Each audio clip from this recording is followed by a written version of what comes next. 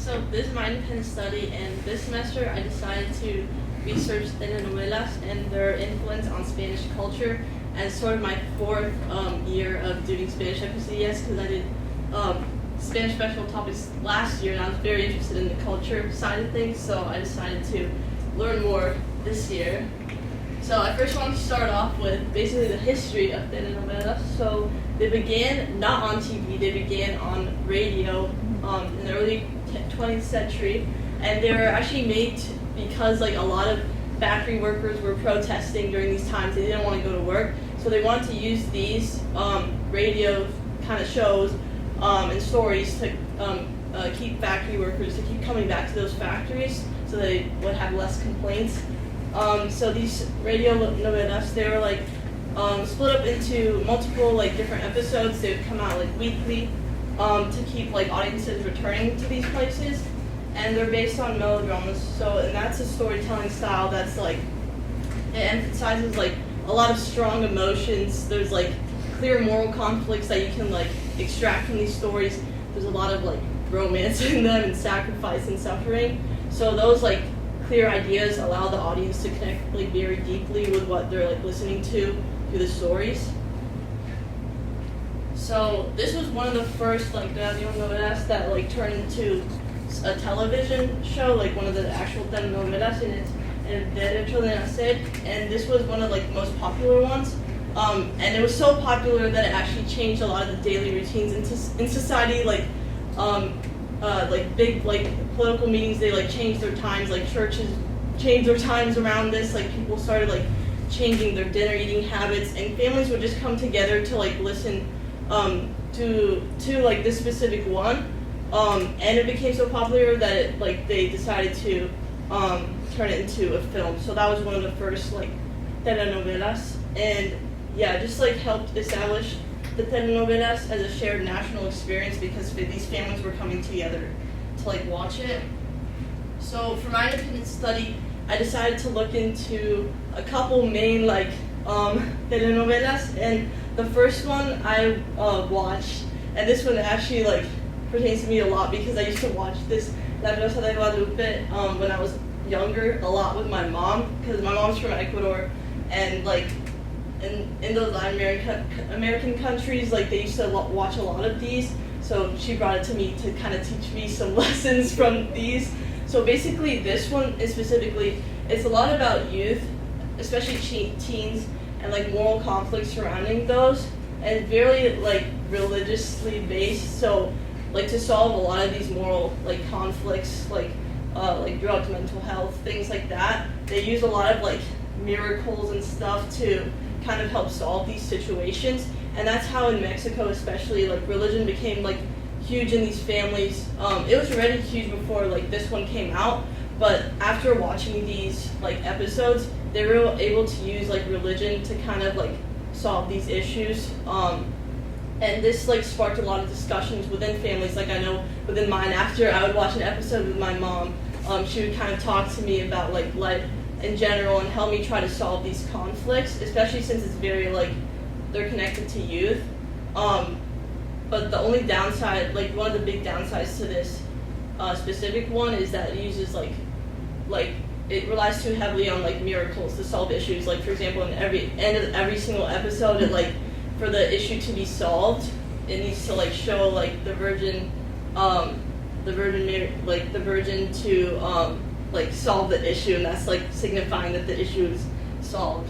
So I went on to watching the next one, which is Cristal, and something that I noticed through all of these, like especially this one, it's a lot about like talking about workers, and specifically this one's women, and women in like the early 20th century in Latin America and Spain, they were often looked down upon because they're often looked down upon for being like too ambitious, because men were often seen as the ones that are working. So in Cristal, Christina, she was like looked down upon in the light fashion world, and her mother was also judged, and she was shamed as poor.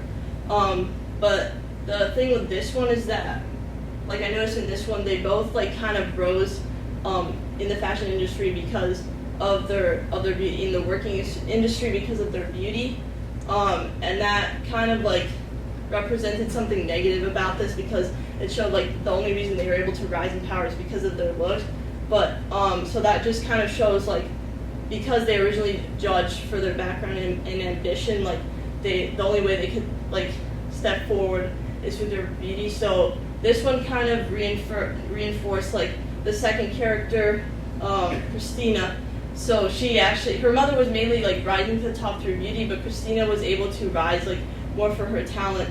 And something that I was researching with this specific one, this came out in 1985, and around that time, like they were expanding legal rights around women for like education access and labor protection. So this kind of like reflected what was going on. Like these women were able to like go up in the working force. So this was the next one that I watched, and this is also kind of the same idea. Like a woman working, she's facing discrimination for her, but on this like kind of side, it kind of emphasizes like hard work in rising instead of beauty, like the cristal one that I talked about before. So this one was actually very relatable in the Latin American community because it showed that a lot of hard work and integrity lead to like being able to move up the ranks. So she was working at a fashion industry, and she was very like, they looked down upon her just because of her looks and the fact that she was a woman. But after like proving that she was hardworking, she was able to rise, and that in Latin America and like the Spanish-speaking countries, when they would watch this, they became inspired to like, since like because I'm a woman, I can like go up and proceed in the ranks. So this became a very like popular global hit, and it became like one of the most popular telenovelas, and it was adopted in like many countries and even earned like a Guinness World Record. So this is the last one I watched, and this one kind of reflects like a more modern version of Yo Soy Betty la Fea and the one En Cristal. So this one kind of combines like what I was talking before with beauty, but also Betty's like hard work. So Anna, she was able to like rise in the fashion world from like a very poor background. And actually in this one, what I noticed, her family and friends would like push her to rise up. And that's like very different from before because people would look down on women for their ambition. So this reflects like a new modern like version of like a woman in the working, like in the like fashion industry and working. So this in like Latin American culture, it also reduced like a lot of stigma around ambitious women.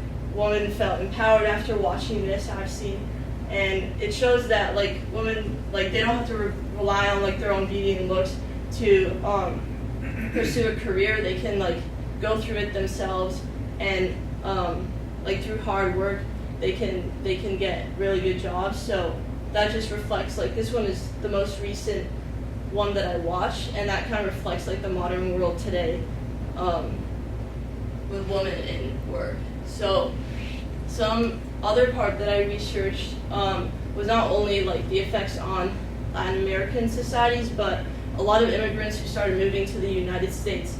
Like even my mom and I, when we would be watching these telenovelas, like it maintained like for me, especially like my connection to my mom's country and also hers. Like when I was watching some of these with her, and she was actually like able to go back and talk to her friends from high school about this. And a lot of these immigrants, they kind of feel like nostalgia when they're watching these to remember their country and see like how much it has changed, because a lot of these like they started in the 1980s and then they're able to see like them evolve over time to 2019, which is like the Velvet. So it also helps like preserve that cultural identity. So yeah, I'll just go through this really fast because I know I've talked a lot, but yeah, so these telenovelas, they do more than just entertain. They're able to educate about like cultural issues. They're able to criticize some of the cultural issues and expand upon them, and they reflect a lot of social change. Like La Rosa de Guadalupe was based on like a lot of faith to solve issues and morals, And then Cristal, that's like the classic melodrama and traditional gender roles. Betty was the one about professional merit and social critique, like rising in the ranks after being criticized quite a bit. And then Velvet is the most modern one, reflecting like what a woman can do in the modern world. So this is just, I'll talk about quick semester 2. So in the future, I hope to like look at more how this influenced politics in Latin American countries, because I saw like after a lot of these came out, they came out during a time of change. Like in the 1980s, they were reflecting more of those like labor protection laws and things like that. So I'd like to see like how more of the like novellas that come out, like how they have to do more with like reflecting a change, not only in how people act in everyday lives and inspiring them, like they inspired those women to change and like students to change, but also like the actual policy as a whole. So that's what I hope to do the next semester. But that's it. Well done.